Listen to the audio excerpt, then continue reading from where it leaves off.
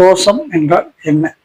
அதாவது பிதுர் காரகன் என்று சொன்னால் அது தந்தை என்று சொல்லலாம். அதாவது தந்தை வழியில் வரக்கூடிய சொந்தங்கள், அதாவது தந்தை, தாத்தா, அந்த மாதிரி முன்னோர்களோட வழியில் வரக்கூடியது பிதுர்காரகன் என்று சொல்கிறோம்.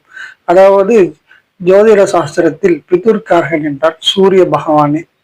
ஆக இந்த சூரிய பகவானோடு பாவ கிரகங்கள் என்று சொல்லக்கூடிய சனியோ, செவ்வாயோ, ராகுவோ சேர்ந்திருந்தால் பிதுர்தோஷமாக மாறுகிறது.